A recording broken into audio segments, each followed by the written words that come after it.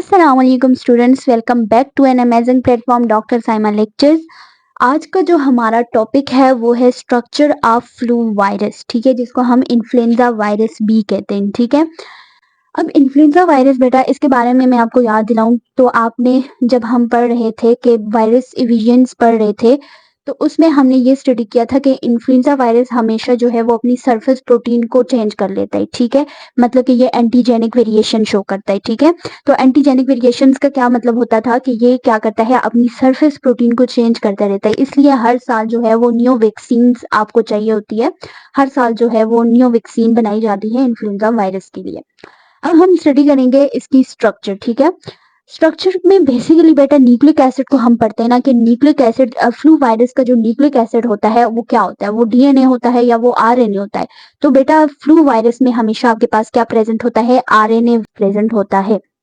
इसके अलावा इसकी शेप की बात की जाए तो ये राउंड शेप होता है या ये स्फेगेटी लाइक फिलामेंट्स आपके पास प्रेजेंट होते हैं। ठीक है, ये आपके पास दो तरह की शेप में प्रेजेंट होते हैं, या तो ये रोल शेप या फिलामेंट शेप में भी प्रेजेंट हो सकते हैं और ये राउंड शेप में भी बेटा प्रेजेंट हो सकती है। ठीक है, अब यहाँ पर आपके पास इसकी आरएनए वायरस में, ठीक है, अब ये हमारे पास क्या है, आरएनए वायरस है। अब इसमें हमने जैसे एचआईवी वायरस में पढ़ा था कि दो स्ट्रैंड्स होते हैं हमारे पास आरएनए के एचआईवी वायरस में। अब इसमें हम करेंगे कि हमारे पास फ्लू वायरस में आरएनए कितने होते हैं। ठीक है, तो यहाँ पर 8 पीसेस होते हैं, 8 सेपरेट स्ट्रैंड्स होते हैं आरएनए के। ठीक है, 8 सेपरेट जो है वो सिंगल स्ट्रैंड्स होते हैं आरएनए के और इसका जो स्ट्रक्चर होती है वो क्या होती है, राउंड होती है। अब इसकी स्ट्रक्चर पढ़ते हैं, इसकी बहुत सिंपल सी स्ट्रक्चर है इसकी। सबसे पहले तो बेटा ये क्या है, राउंड शेप होता है, ये हमने स्टडी कर लिया।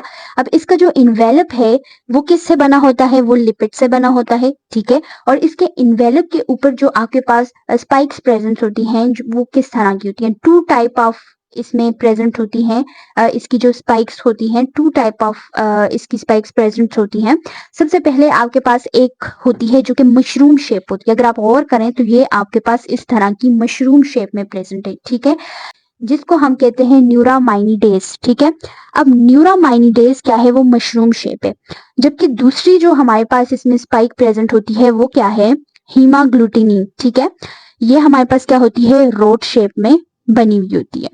अब बेटा इसका जो न्यूक्लिक एसिड्स होता है वो क्या होता है, हमारे पास आरएनए प्रेजेंट होता है और ये उसके अंदर इसके कोर के अंदर क्या है, इसका डीएनए है। ठीक है, तो ये बेसिक सी सिंपल सी स्ट्रक्चर थी। इसमें दो इंपॉर्टेंट कंसेप्ट आपने करने हैं कि ये जो रोड शेप होती है आपके पास, इसकी स्पाइक होती है, इसका क्या फंक्शन होता है, और जो मशरूम शेप होती है इसका क्या फंक्शन होता है। ठीक है, हीमाग्लूटिनिन है, ये क्या करवाता है कि आपको वायरस को होस्ट सेल के साथ अटैच करवाता है, फ्यूजन में हेल्प करता है और अंदर जाने में मदद करता है। ठीक है, जबकि जो न्यूरामाइनिडेज है बेटा, ये क्या करता है कि जो न्यू वायरॉन्स बनते हैं होस्ट सेल में उसको रिलीज करवाने में ये हेल्प आउट करता है। ठीक है, तो ये दो फंक्शन जो है वो आपने इसके याद रखने हैं और ये आपके पास प्रॉपर स्ट्रक्चर था फ्लू वायरस का। नेक्स्ट लेक्चर में इंशाल्लाह हम स्टडी करेंगे अबाउट एड्स वायरस और डिफरेंट कंडीशंस उसकी। ठीक है, तो तब तक के लिए अल्लाह हाफिज।